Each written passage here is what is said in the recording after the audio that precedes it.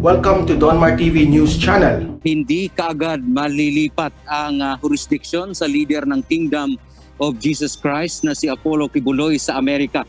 Ayon kay Justice Secretary Minardo Guevara, dadaan pa ito sa proseso.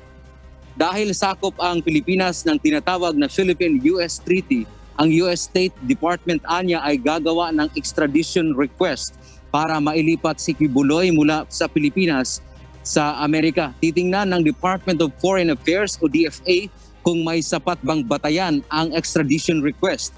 Kung nakakita ng dahilan ang DFA, i-endorso nila ito sa Department of Justice o DOJ.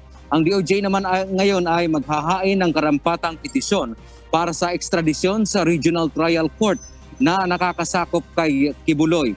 Paliwanag pa ni Guevara, dadaan pa rin naman ito sa judicial o proseso ng hukuman, kabilang narito ang posibleng pag-apila ni Kibuloy.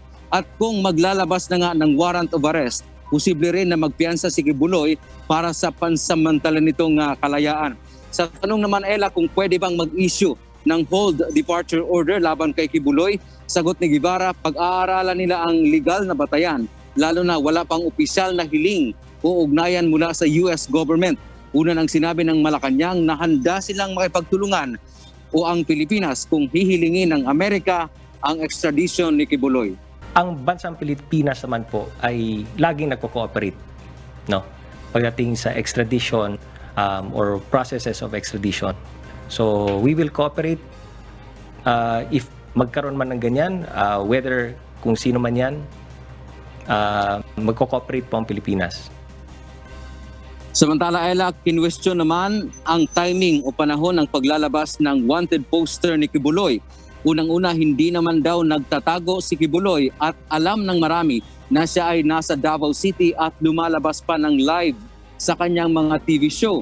Naniniwala ang kampo ni Kibuloy na may kinalaman sa politika o politically motivated ang ginawa ng FBI, lalo na kilala itong supporter ng mga Duterte. Ayon sa kanilang abogado na si Attorney Ferdinand Topacio, may gusto lang na sirain si Pangulong Duterte. The only logical reason here is that they are using the closeness of Pastor Kibuloy with President Duterte para gibain indirectly si Pangulong Duterte. Ela, ayon pa nga kay Justice Secretary Minardo Guevara, maaari naman silang mag-issue motu proprio, ibig sabihin kahit walang mag-request ng immigration lookout bulletin kay Kibuloy, na layunin nito halimbawa kung siya ay lalabas ng bansa ay agad na mag-report sa kanya ang Immigration Bureau hinggil dito sa magiging hakbang na inaasahan ni Kibuloy. Hi, this is Vice Mayor Bowie Fernandez of Pulangi, Albay. Support po tayo para po sa ating Vice President, si Sara Duterte. Sara all!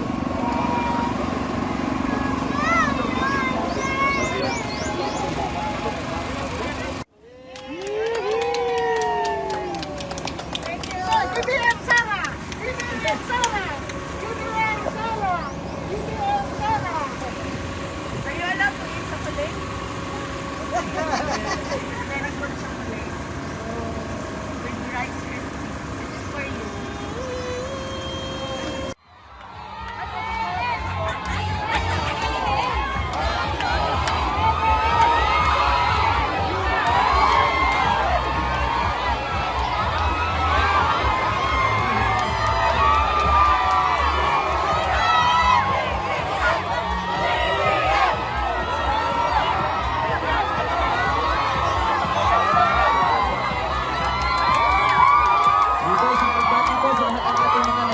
Sa lalawigan at sa iba't ibang bayan, welcome po sa lungsod. Sa natatangang lungsod ng San Jose del Monte, ang programang more sustainable at affordable district and city in the Philippines. Guinness Book of World Record holder bilang world's largest lantern parade, world's most number of living videos in a activity. Ang tahanan po ng Kanlawan Festival, Awards Best Festival Catalyst noong taong 2020, Awards Best Festival Practices and Performances noong taong din yun.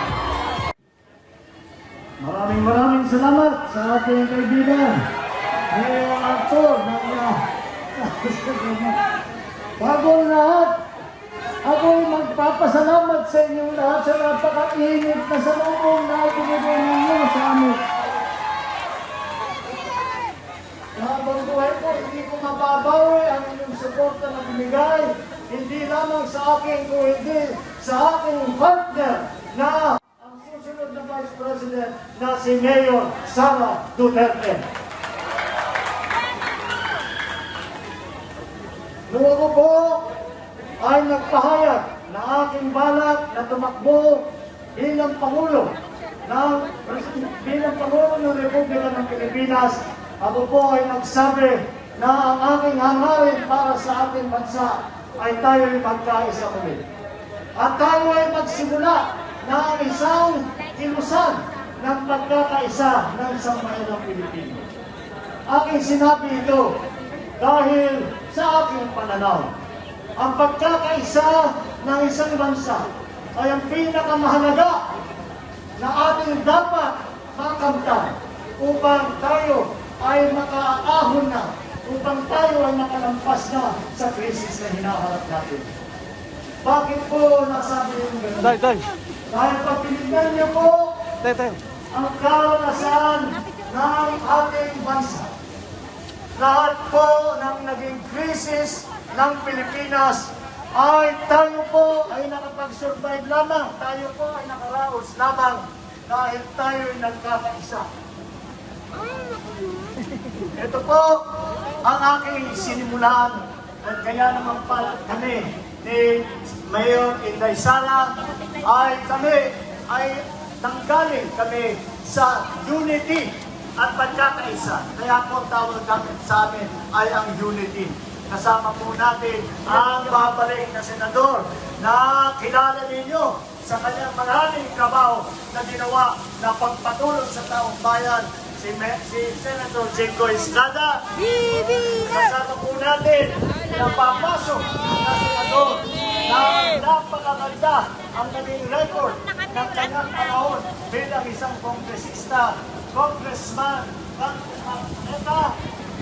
papatingin ko rin ang aking matagal ng kaibigan na kami po ay marami ng pinagdaanan sa Siyempre, bibigyan namin kayo. na aming trabaho sa pamahalaan ng ating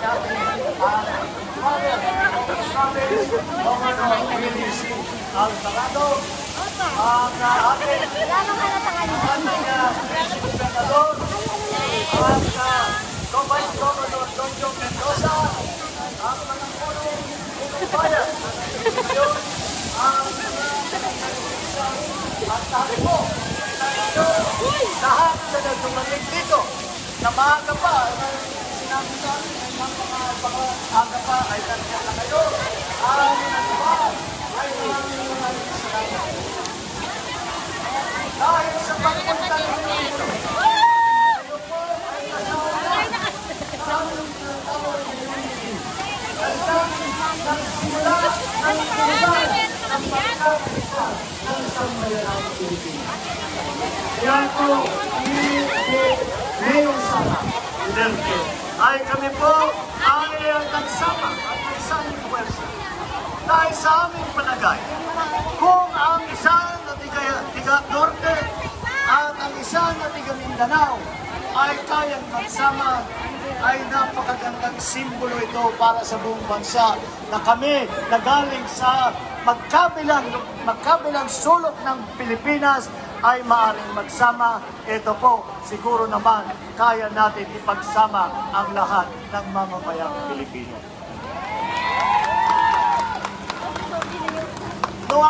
Nung tayo nung natin sinimulaan ang ating pag-iikot at pag-uusap sa ating mga kababayan, ang aming pong sinasabi ay magsanib puwersa tayo mga Pilipino. Alam naman po natin na wala nang tutulong sa Pilipino kung hindi ang kapwa Pilipino rin. At para dumaan na tayo at makalampas na tayo dito sa pandemya, para maiahon natin ulit ang ekonomiya, sa akin namang pananaw ay kami naman ni Inday Sara ay sumasang-ayon na dapat talaga ipagkaisa muna ang sambayanan. At pagka natin nagawa yun, ay makikita natin napakaraming pagkakataon na biglang bubukas sa harap natin para pagandahin ang Pilipinas. Yan po ang ating pagsimula. Ngunit habang tumagal ang panahon, dahan-dahan po tayo nakikinig at nararamdaman ang dahan-dahang sagot ng ating mga kababayan. Nagsimula po sa parang bulong lamang. Ngunit dahan-dahan yung tinig, yung boses ng ating bansa ay dahan-dahan lumalakas hanggang nagiging sigaw na at ang kanilang sigaw. Kasama kami sa pagkakaisa. Kasama kami sa pag-uunlad ng Pilipinas. Kasama kami dito sa kilusan na pagpaganda ng buhay ng bawat Pilipino at pagpaganda ng ating minamahal na Pilipinas.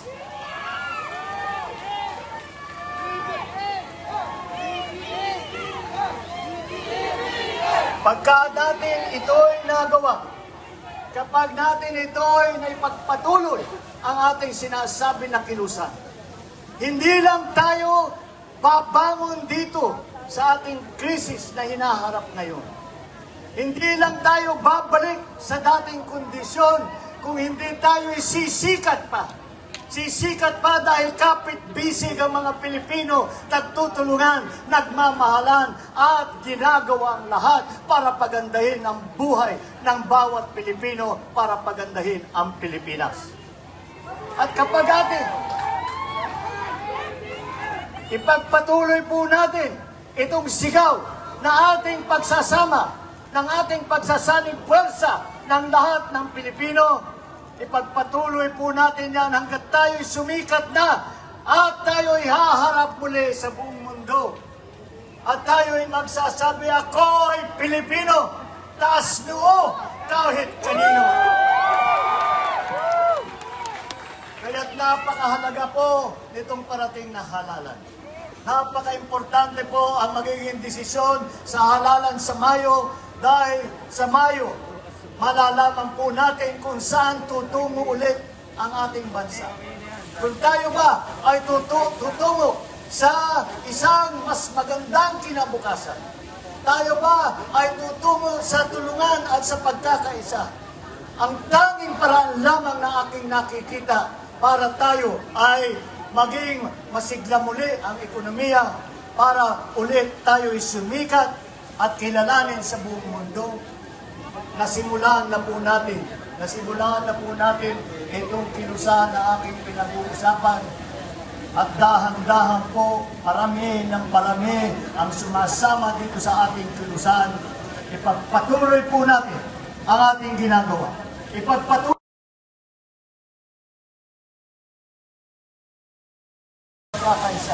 Ipagpatuloy po natin at huwag tayong titigil hanggang tayo'y magtagumpay.